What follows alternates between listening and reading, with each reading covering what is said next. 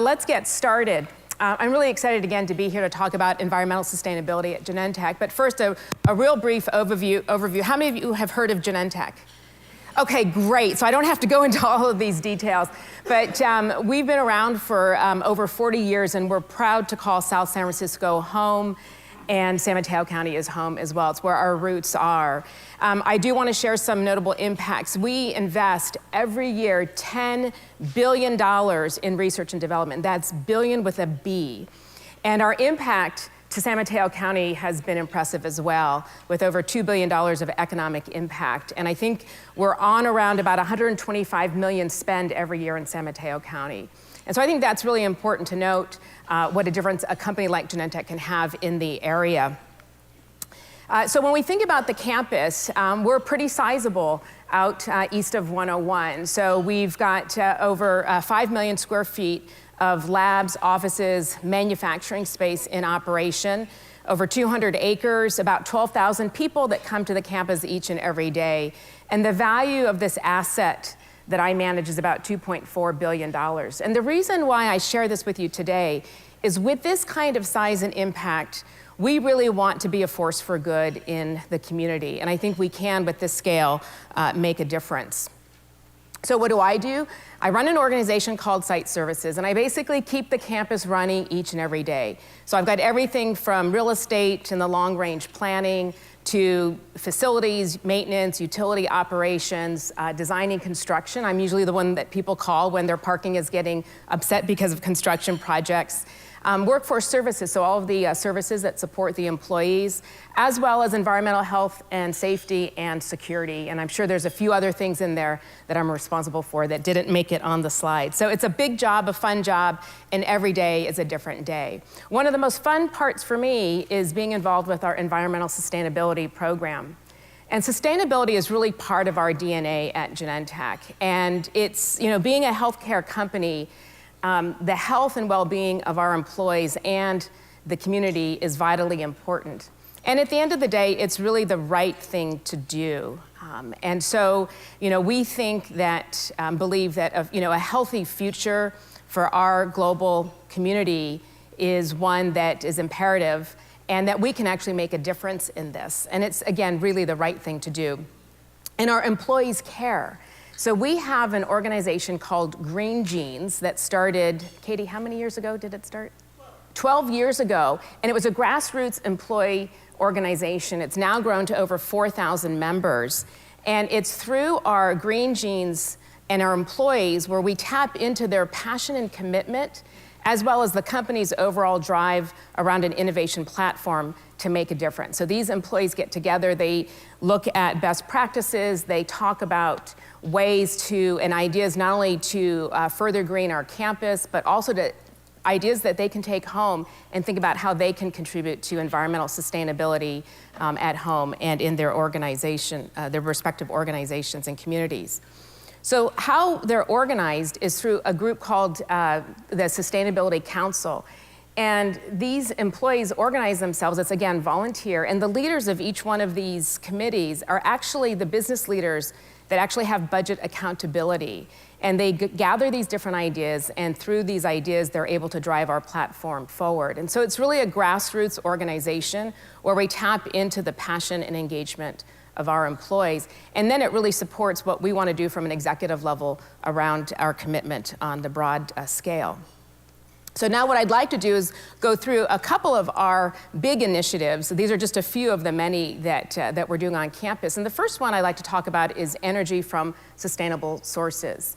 And so we have a goal that by 2020, we will reduce emissions, CO2 emissions from energy by 30%. We're almost there.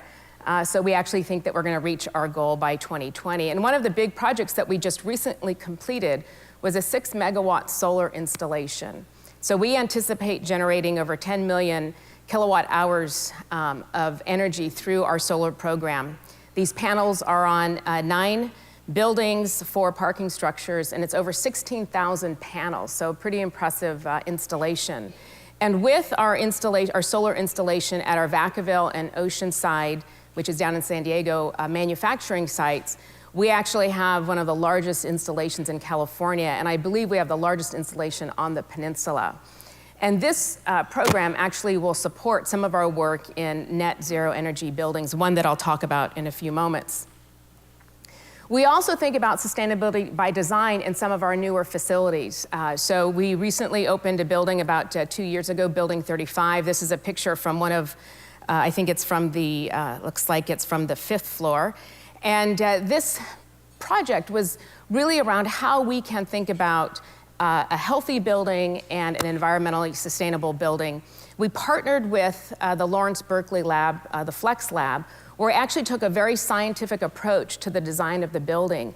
And we actually got to experiment with a rotating bed up in the hills in Berkeley to actually do a performance-based simulation of the design where we were able to test our glazing systems, our furniture, the building controls, et cetera. So a wonderful partnership.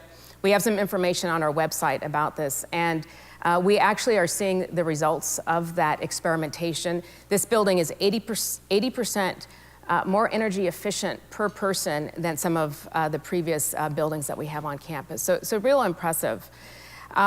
We also just recently opened, this was actually just last month, a new childcare center. And that one again is our first net zero energy building. And then also we have a campus community center, sort of like a student union. We call it the Hub.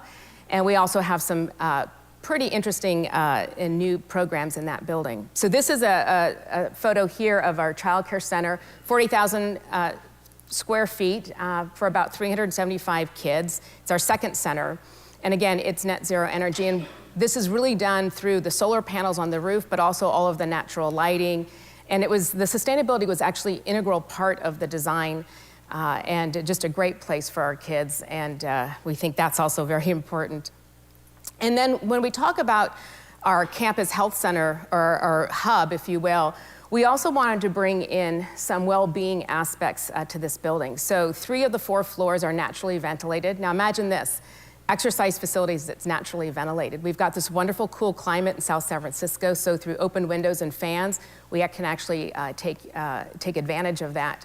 But we also felt that since we have our campus health center in this building, that we really wanted to drive innovation, and we are pursuing WELL certification, which is a performance-based way of measuring how is this building really operating from a wellness perspective.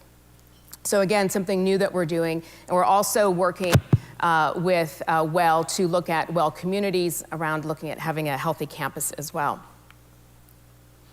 Okay, so shifting gears to water and waste recycling. Water is one of those resources for us that is irreplaceable. So if we don't have water, we're not able to manufacture our life-saving medicines. And so we use a lot of water. And so for us, we want to think of really innovative ways that we can conserve water given the situation that we're in these days in California. And we are proud to say that we are down in our water use by 4%, and that's actually with an increase in our production, in our manufacturing facilities. So we look at things, obviously the small things through gray water systems that we have now in our hub. So it collects the water from the showers and recycles that back to toilet fixtures and irrigation. But we're also looking at ways of reusing the water, the reject water from some of our big utilities in our manufacturing area. And this is driving millions and millions of gallons of water savings a year for us.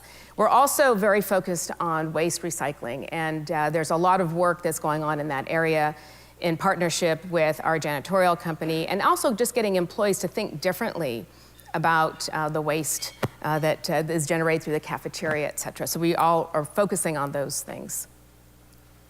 And this is a really interesting program. It's called Green Biopharma. So when we think about environmental sustainability in office buildings, it's lighting, it's ventilation, it's maybe changing the thermostat. But when we get into our R&D facilities, it's a whole different ballgame because of the large equipment, the fume hoods, the robotics, as well as the chemicals that are used. So this innovative program was kicked off a couple of years ago, where folks in our environmental health and safety organization actually go in and partner with the scientists, and they look for ways where they can minimize the amount of plastic use, where they look at, are there other chemicals that can achieve the same purpose that can be handled in a healthier way or disposed of in a healthier way. So a lot of innovation in this space, and again, we call it our green biopharma. Similar to the Flex Lab, we have a wonderful video. I didn't have time to show it to you today, but if you are interested in how we green our labs, please go to our website. Okay, so what's next? Well, we want to meet our 2020 sustainability goals, and we want to push them even farther. And we want to continue to focus on healthy green buildings. And I just got the 30-second slide, so I will wrap up. And lastly, I think you can see that we're very committed to environmental sustainability from a regional perspective. But when we think about a healthy future for the region, I'd be remiss to say that we have to look beyond just what we can actually do in our own backyard. And at Genentech, we want to be a committed partner where we can actually partner to make a difference in those really big challenges that are facing San Mateo County and the Bay Area at large, such as housing, transportation, and education. And so we're really leaning into this and doing quite a bit. I could probably talk about a whole nother hour on those types of things, but I'll leave you with the closing statement that when we think about these really big issues that are facing the region and the county, we must all here in this room collectively work together to find solutions to make sure that we have a vibrant economy and that we're able to attract the best talent here to the region. So thank you.